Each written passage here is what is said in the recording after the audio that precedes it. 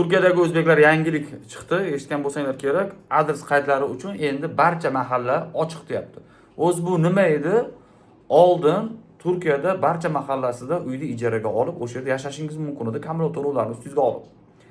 Keyin Turkiya hukumati deylik mahallada xorijliklarning soni ortib ketgani uchun u yerda muammolar chiqyapti, jinoyatlar soni ortib ketdi deb yopishni boshladi.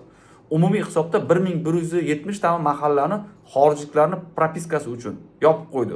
O'sha paytgacha kim propiskada turgan bo'lsa turdi, undan keyin yangitdan uyni ijaraga olib, ustimga olaman, ijarani shartnomasini qilib, kommunal to'lovlarni ustimga olaman desangiz, imkon bo'lmayapti. Ha, agar o'sha yopilguncha uyda ijaraga olgan bo'lsangiz, yangi oila a'zolaringizni, farzandingizni, yangi tug'ilgan farzandingizni qo'shishingiz mumkin va ba'zi istisnoli holatlarda çalışma izni borlar yoki talaba yashash ruxsatnomasi borlar ijaraga turishi mumkin edi yopiq mahalladan ham.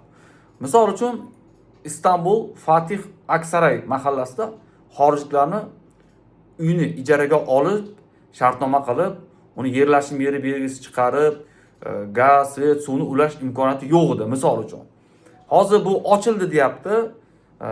Ba'zi shirkatlar shunaqa deyapti, katta-katta professional, lekin hech kim asos ko'rsatib bermayapti.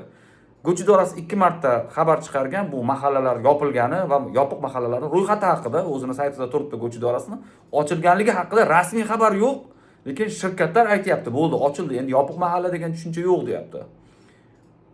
Undan keyin adashmasam 2 marta Ichki ishlar vazirligi o'zgardi, vazirligi. Hozir boshqa vazir, endi mana shu vazir qilgan bo'lishi mumkin yoki Go'ch idorasidagi hozirgi mudir qilgan bo'lishi mumkin, bu o'sha mahallalarni ochinglar deb. Bu nima degani? Endi deylik siz Aksarayda ijarada turgan bo'lsangiz ham, uyni egasi bilan ijara shartnomasi qilib, notariusga borib, keyin deylik kommunal to'lovlarni ustingizga olib, yerlashim yeri belgisi qilishingiz mumkin. Oldin notariusga uyni egasi bilan borasiz, ijara shartnoma qilasiz, keyin gazga, undan keyin yerlashim yeri adres qayda olasiz, Go'ch idorasiga randevu olib, undan keyin boshqa svet, suv yoki Wi-Fi'ni yoqtirishingiz mumkin. Lekin bu yangi Turkiyaga borganlarga o'tirimizni beradi endi degan narsa emas. Bu shunchaki uyni ijaraga olish imkoniyati. Shu paytgacha yashash ruxsatnomasi bo'lib turib, boshqa joydan adres qilib o'zi Aksarayda yashab yurganlar rosa ko'p. Ya'ni o'zi Kadikoyda yashaydi, propiskasi boshqa joyda shunaqa chalkan bo'lib yotganlar ko'p edi. Bittasi o'zim edim. Men ham Turkiyada vaqtimda o'zim turgan uyni ijarasini qila olmasdim. Boshqa joyda propiskam boshqa joyda edi, o'zim boshqa joyda turardim, ishxonaga yaqinroq joyda. Bu xabarni endi shirkatlaring bilan gaplashinglar va bu narsani qildirmoqchi bo'lsanglar, o'rtadagi deylik shirkatga pul berib yuborib, o'zing qil demanglar. O'zingiz uyni egasi bilan birgalikda notariusga ijara shartnomasini qilib, hammasiga birgalikda yurganingiz ma'qul. Chunki soxta hujjatlar aralashtirmasin.